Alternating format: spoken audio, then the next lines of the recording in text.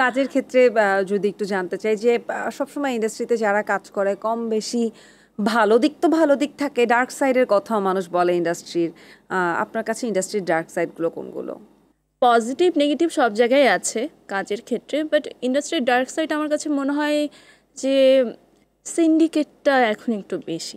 মানে এখন না, সিন্ডিকেট সবসময় ছিল, বাট হয় কি যে সিন্ডিকেটের বাইরে আমরা বেরিয়ে কাজ করতে পারি না। এই সিন্ডিকেটে আমরা যারা আছি ঘুরে ফিরে সেই প্রজেক্টগুলোতে আমরাই করছি, আমরা বাইরে থেকে পিক আপ করছি না, বা যারা অন্যরা আছে, অন্য টিমটা আছে। আমার মনে হয় কি যে সব কাজে একটা টিমওয়ার্ক, বাট টিমওয়ার্কের মধ্যে সব টিমই যদি ঘুরে ফিরে কাজ করি তাহলে কাজটা। এটা কি আপনি এই সিন্ডিকেট একটু যদি ভেঙে বলতেন সিন্ডিকেটটা, কারণ অনেকে যারা আসতে চায় আগ্রহী বা একদম নতুন কাজ শুরু করেছে, সিন্ডিকেটটা বলতে আসলে কি বুঝাতে যাচ্ছেন? যারা সিনিয়র আর্টিস্ট তাদের কাছে আপনারা সুযোগ পাচ্ছেন না, নাকি আপনারা নিজেরা ঘুরে ঘুরে কাজ করছেন, কোনটার কথা বলছেন? আচ্ছা, সিনিয়র জুনিয়র না, ব্যাপারটা হচ্ছে ধরেন যে সবাই তো নিজস্ব একটা টিমের মধ্যে কাজ করে আরাম পায়।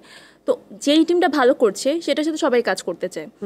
এখন ওই টিমের সাথে আসলে সিঙ্কোনাইজ হয়ে ওঠে না, কারণ তারা তাদের মতো কাজ করে যে আরামটা পেয়ে যায়, তারা তখন মনে করে যে আমরাই কাজ করতে থাকি। তো এই কাজটা না একটা লেন্দি প্রসেস হয়ে যায়। তখন হয় কি যে আমরা যারা কাজ করছি, আমিও বলবো যে আমি কিন্তু একটা সারাউন্ডিংয়ের মধ্যে কাজ করছি। আমি যখন আমি সিরিয়াল করছি, এখন সবাই দেখছে আমি সিরিয়ালটা কেন করছি।